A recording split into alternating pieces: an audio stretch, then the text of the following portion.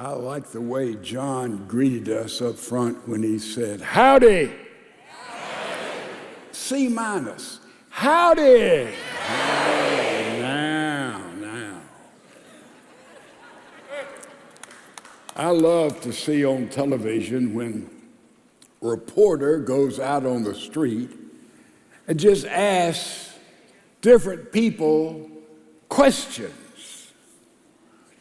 Profound questions that just buffaloes about 90% of them, like, who was the first president of the United States? And I look around and say, who is that? I graduated from Yale. This is where we are, ladies and gentlemen.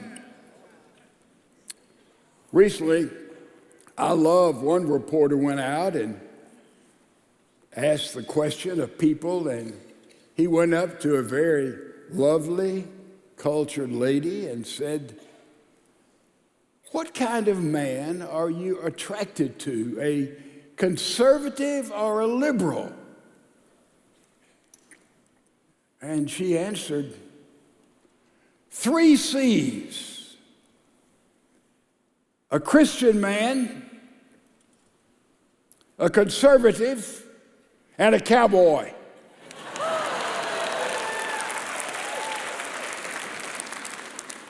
We've got a lot of Christian men here. We've got a lot of conservative men here. And we got a lot of us dressed up like cowboys. And I just asked the question, how can you tell the difference between a drugstore cowboy, that would be me, and a real cowboy? So I thought I'd ask that. How many men here, if we brought a real live horse in here and had a big old saddle, how many men here could confidently put that saddle on that horse? There are our cowboys. Would you men stand up if you could do that?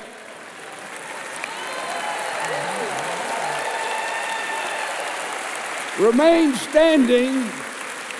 Remain standing. I'm going to bring a horse in and test 2 or 3. You better sit down, Lee. Thank you, gentlemen.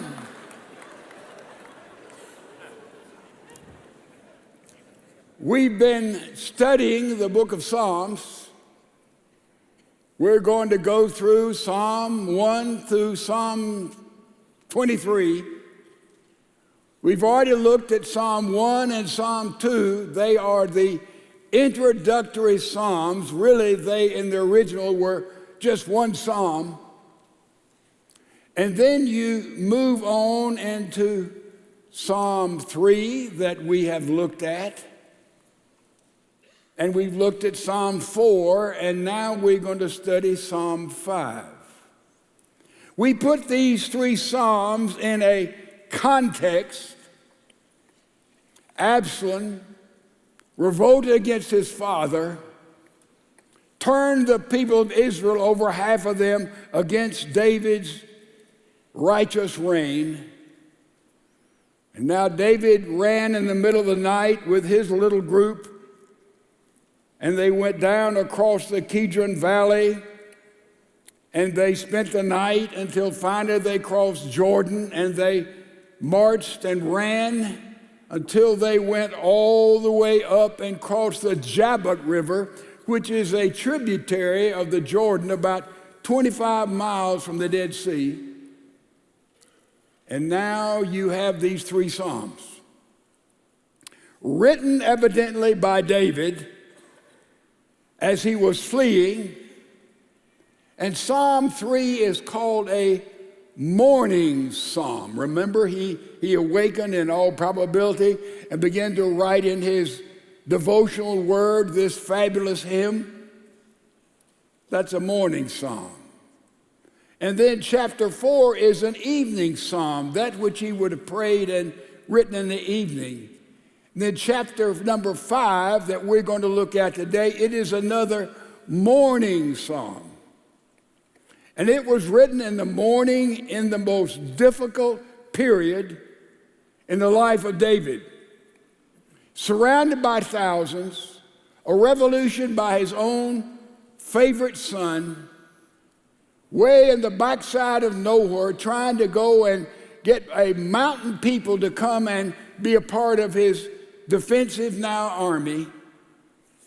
And he writes this magnificent psalm. In Psalm 5, you have God's name given in two different forms. 5 times in the psalm, you see the word Yahweh. When you see a name for God in the Bible, always that name describes something about God. Yahweh was the covenant God. Yahweh, when he used that word right up front for God in Hebrew, it would mean that David understood he was in the covenant, and that name comes all the way back to Moses. When Moses at the burning bush recognized that God was there, a bush was burning and not being consumed, and he said, "What is your name?" "God, you're here. Which God are you?" The answer came, "I am that I am." Literally, the answer was, I am Ha. I am Ha. I am life. That's the covenant name for God. And that is used 5 times in this one chapter. Then there's the name Yahweh, and you see it as my God. I'm not only under the covenant that God has made with us as God's special people, as his called out ones, but also you are my God. You are Elohim. You are personal. And then I did something. This is so simple. I'm ashamed to tell you, really.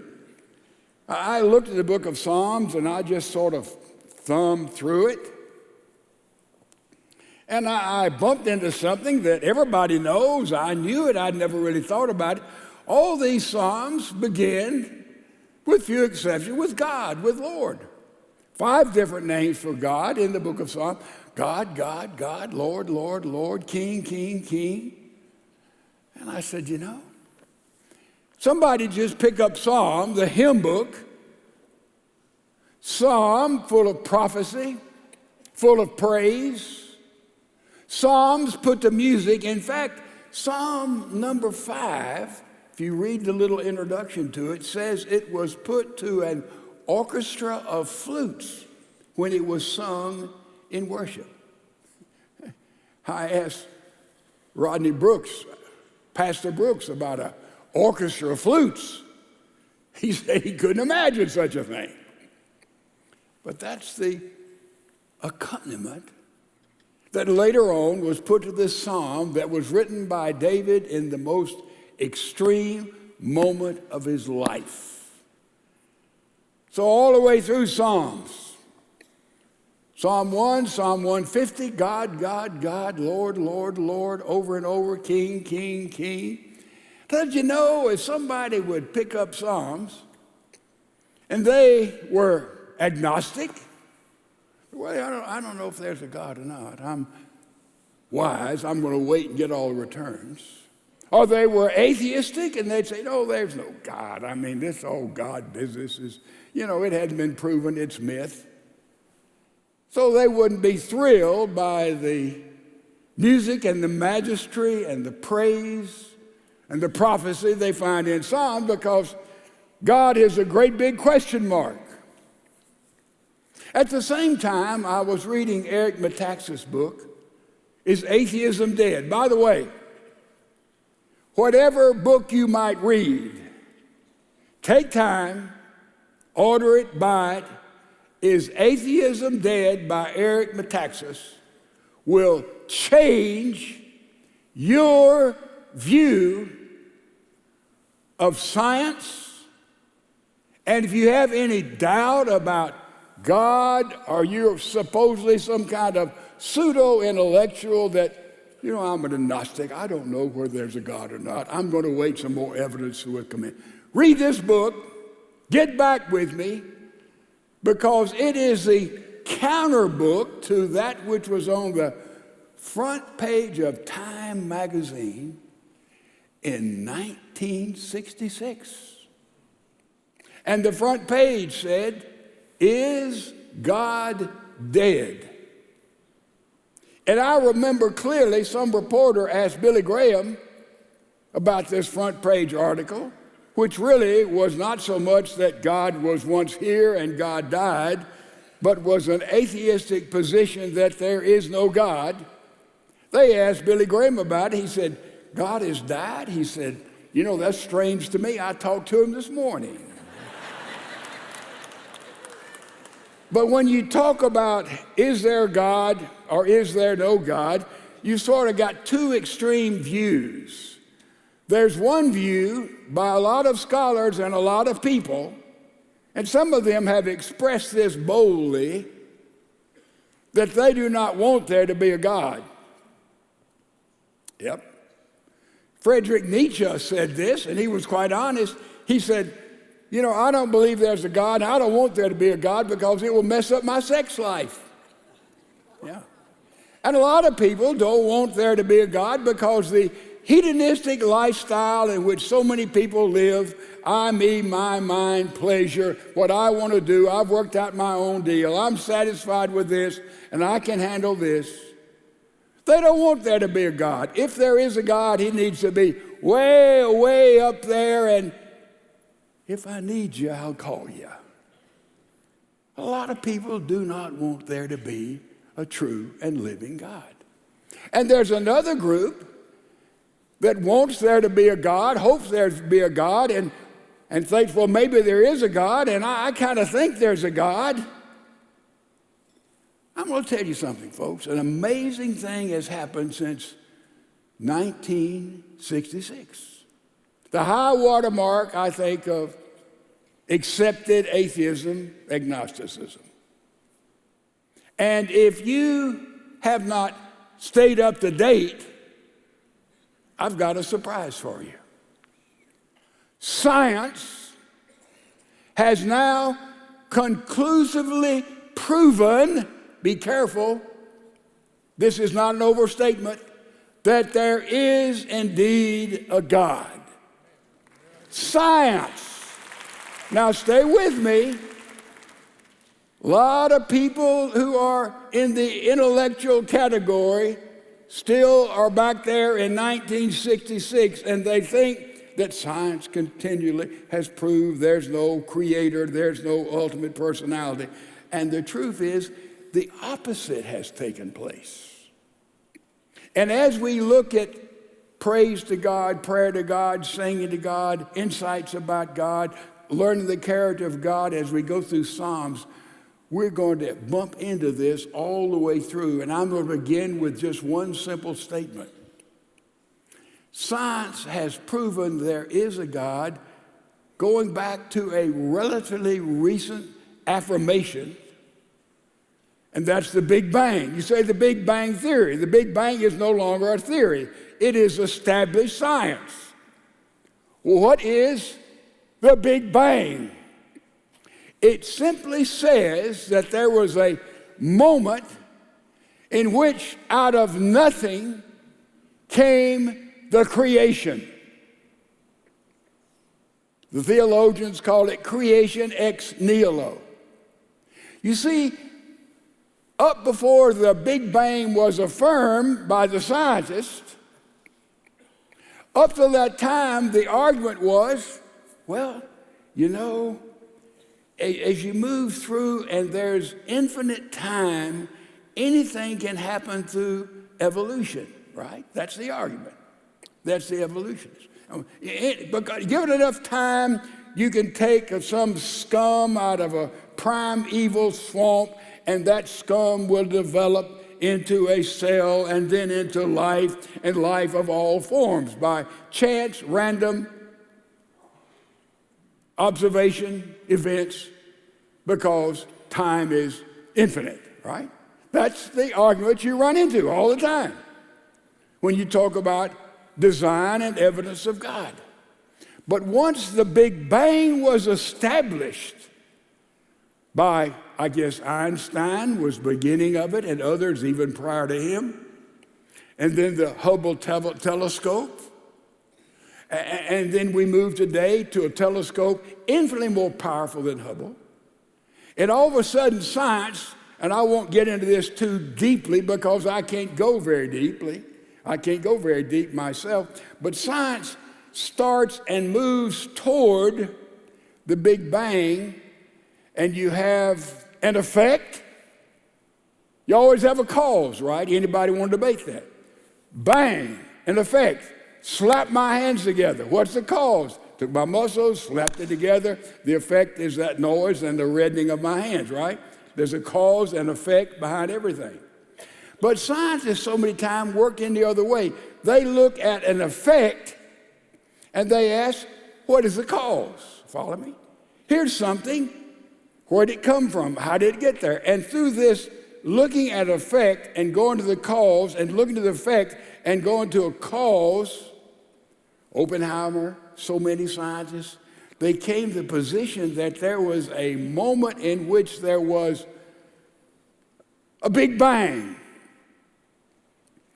And this Big Bang exploded the cosmos, and therefore, through observation, scientists have empirically proven that that explosion is still going on, and the universe is not contracting, it is continually expanding. Hello. And therefore, a wall has been built, and on this side of the wall, there are the scientists, there's the astrophysicists, and there's all of those who use the scientific method. Proof is revealed by experiment. That's the basic, simple definition of the science. You experiment something, it is proven. But you can't do this with creation because it is a singularity. Stay with me. It means it happens once in a while. You can't repeat creation. And therefore, proof revealed by experiment has verified, as these scientists have looked at the universe and said there was a moment in which there was an explosion in which all this came into being. And the other side, here's this wall here. On this side is everything we know and see and observe. Here is physics. Here is all of our disciplines. But on the other side of the wall, there is nothing. Science cannot say a thing. The Big Bang established a moment in time that the world came into being 13.8 billion years ago. Bang, Big Bang. And therefore, there's not infinite time in which all these so-called movements can take. So there comes a wall, and the other side of the Big Bang, science has nothing to say. Because all of a sudden there is not space, there is not time, there is not matter. That's all on this side of the wall. You got it? I mean, it's trying to say it as simply as I can. But on the other side of the wall, you know what scientists say? They have no place there. They have nothing to say. And some of them have reluctantly been honest to say the only thing on the other side of the wall is the first chapter of Genesis. In the beginning, God created. That's giant, folks. Science now has proven for us there is that God, that force, that creator that is independent, where they have no voice, And all the physicists and all the sociologists and all of those have no space, because on the other side of this, there is nothing except God. Science, through their own discipline, has proven there is a God, and most honest scientists who really value logic, intelligence, they can't escape this. There's no dodging room.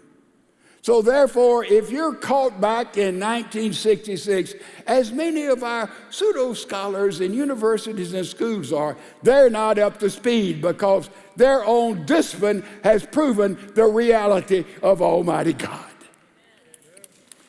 Now, we're going to be dealing with this, and it goes on the basis of the Big Bang. Also evidence there, how did life come into being? Also the fine-tuned universe, the anthropic principle we'll run into. You say, well, this is a lot of, no, this is gigantic. So no longer does someone hide behind the fact, well, I'm an agnostic. Agnosticism has been eliminated by science. It can't exist. And so therefore, as we study the book of Psalms, we talk about God and the different aspects of God. We're talking about a eternity, and we're talking about a supernatural entity that has absolutely been verified and proven by science, when most people still think science is still disproving God. No, science says there is absolutely a creator God. Gigantic. So we go to Psalm chapter 5, and we're going to be bumping into this all the way through. Let me tell you again, if you want to read something, now Eric Metaxas, he's been here, as you know, many times. Eric Metaxas has written a seminal book on this area. Bill Dempsey has written, a lot of people have written on this area, but it's nailed down. There's no argument anymore. There's no place for a genuine scientist to argue about this. You can't go there. I talked to Jim Tour yesterday, and he is one of the 4 or 5 top scientists in the world who happens to teach at Rice. And he said there's no wiggling room anymore. There's nowhere to try to get yourself out of this. There is an Almighty God. And therefore, when we study Psalms, David wasn't saying, well, I'm praying to somebody, I hope who's there, it would be good that, no, he's praying to God then, as we can today, to a creator, not only of this universe, but the creator of life. So now we read Psalm chapter 5 a little bit in different light, I think. And look at what he says. First of all, remember the situation. He's the other side of the Jabbok, the backside of nowhere. He is fearing for his life, and thousands are pursuing him. And this is the prayer he prays in the morning. Give ear to my words, O Lord. There is that covenant relationship, the Lord. Consider my meditating. And by the way, he gives ear. You know what this is saying in the Greek? He's saying, hey, listen, Lord. He's asking God to bend over. Do you see some of us who've shot too many shotguns, we can't hear, so we say we do like, you familiar with that? That we can hear? Hear, O Lord. Then he talks about meditating, and that word in Hebrew means perk up your ears. It's like a dog. When they hear things we can't hear, their ears perk up. And so he's saying to the Lord, he's saying, God, I want you to hear. I want you to perk up your ears. David is saying, I want you to know where I am. He can consider my meditation. Verse 2, give heed to the voice of my cry. My King and my God. The word Elohim, that's personal relationship.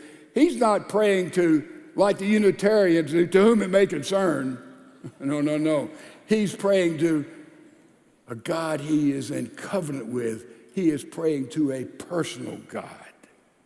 For to you I will pray, my voice you shall hear in the morning, O Lord. He starts the day, the toughest, most challenging day of his life. He starts off like this. In the morning, I will direct it to you, and I will look up.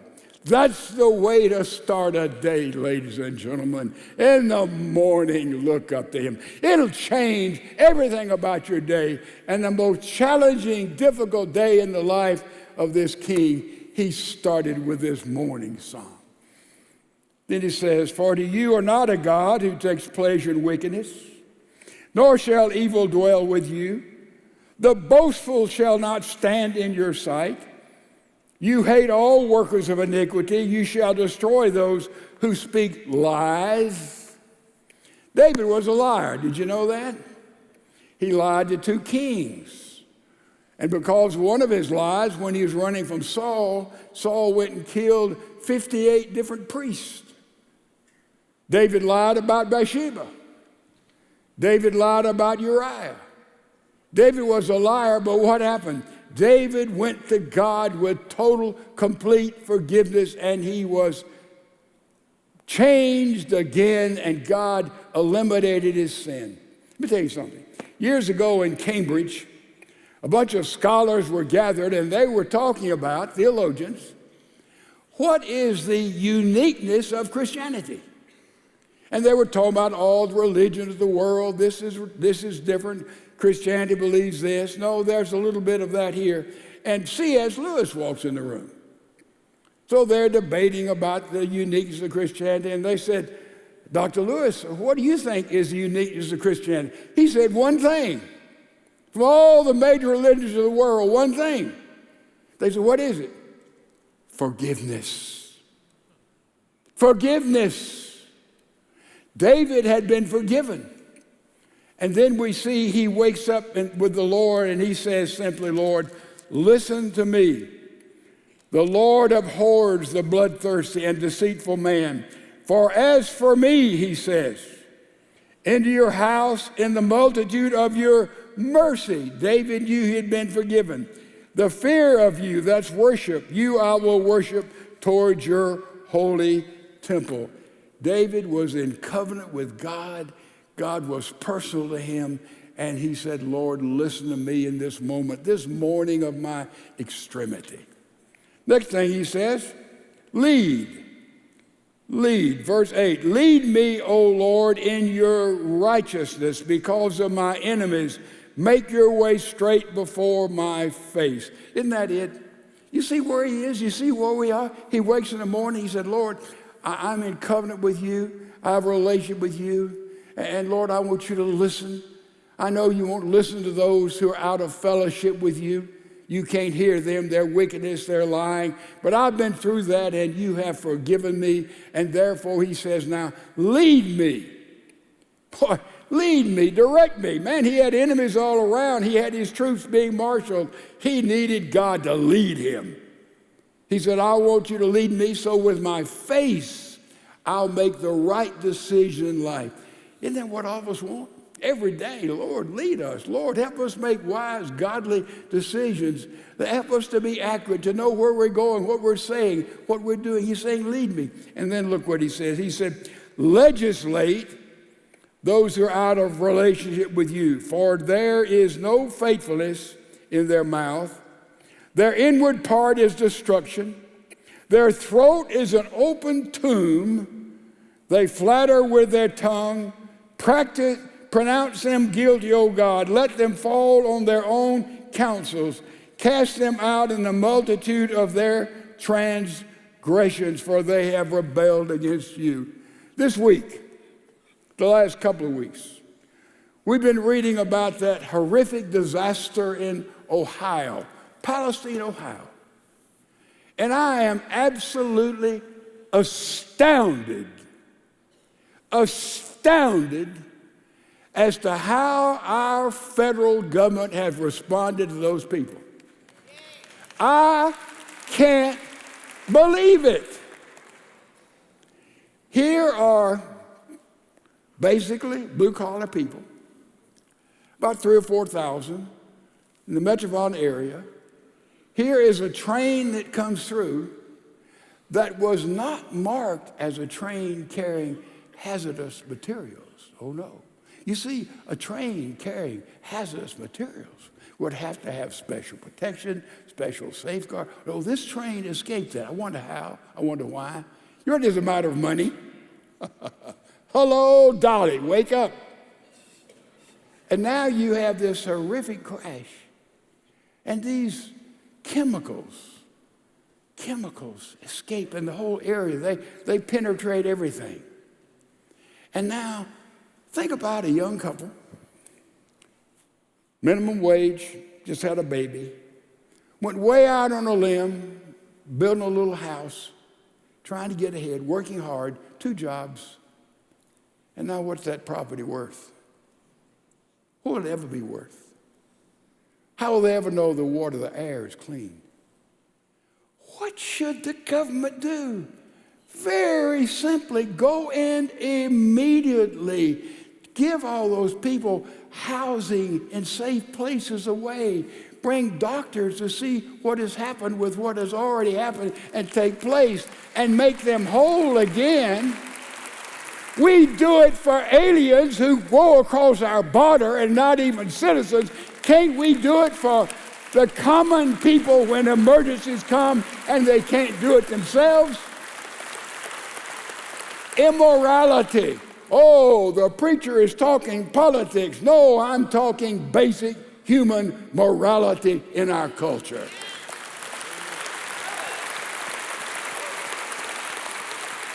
David saw this. When those who are in leadership do not reach out and help. So this is an easy thing to do. If we can put people who are not even citizens in luxury hotels for an indefinite period of time, we can take care of these people. But Joy Behar, you know what she said? She said, well, these people were Trump voters. Because they voted for Trump, they don't get the desire to be cared for like a normal citizen. How demonic and evil can we become in the culture of America?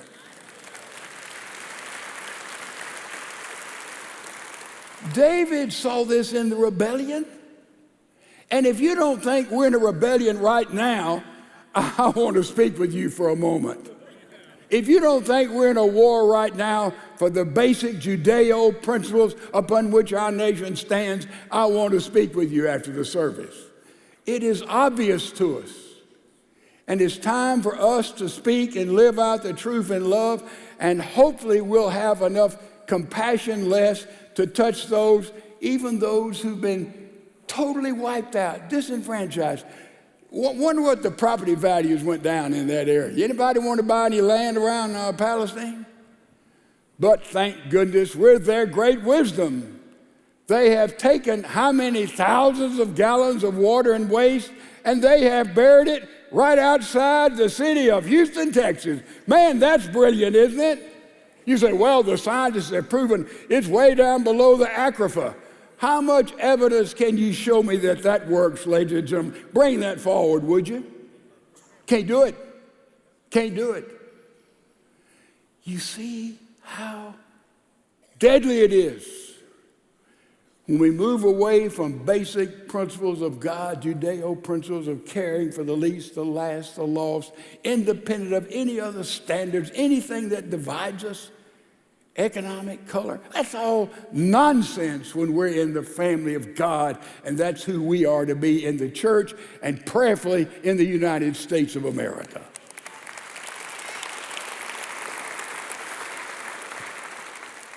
And then finally, David said, legislate against these, and God does legislate. Verse 13, but let all who rejoice, who put their trust, remember that word, in you, let them ever shout for joy because you depend on them. For those who love your name, be joyful in you, for you, O Lord, will bless the righteous with favor. You will surround him with a shield. What's David saying? He's saying, Lord, listen, Lord, lead, Lord, legislate against evil, which is what we're saying, are we not? And then he says, why he would respond, how we should respond is to trust and to love and to love and to trust. And he says he'll put a shield around us. I want to show you something. I want you to see this lady in San Diego just a few weeks ago. I want you to see her shield. Oh, look carefully. Look carefully. There she is. She's masked. Go back and show that again. Some may have missed that. Now, I don't know what she's shielded against. I can't be a judge, but I thought that was a little bit over the top. What do you think? Now, this word shield here says that the Lord will shield us, and we need that shielding, all of us do, from this life. And then we have to put our trust in him and protect us. I want you to see what happened to this water buffalo. Look at this. Look closely. That's a little bird, has built her nest on top of the water buffalo's head. And that little bird on top of that water buffalo will hatch and have babies. I think that bird's pretty safe. What do you think? I mean, do you think anybody's going to bother that bird? I think he's shielded and protected pretty well. See, water buffaloes, you may not know it. I didn't know it till I looked it up. They provide the richest milk that you can have, and they milk them in poor countries because the milk is unbelievably nourishable.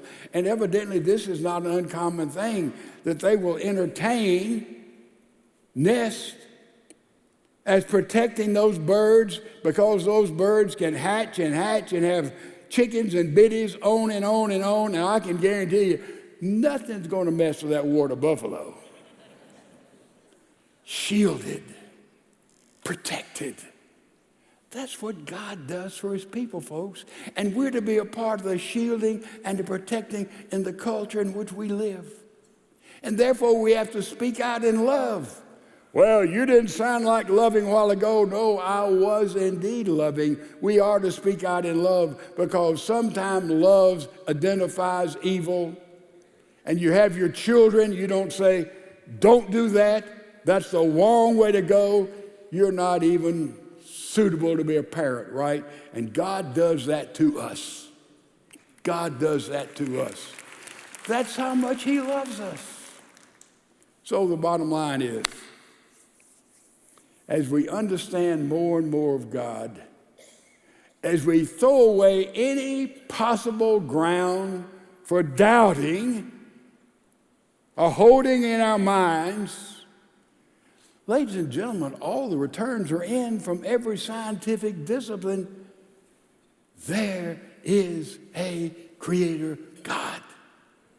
And we know him as he revealed himself totally in Jesus Christ. And in Jesus Christ, he forgives us, he replenishes us, and when we love him in response,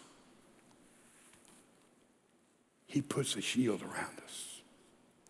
And we're as safe in our life as that little bird is with a nest on the head of a water buffalo.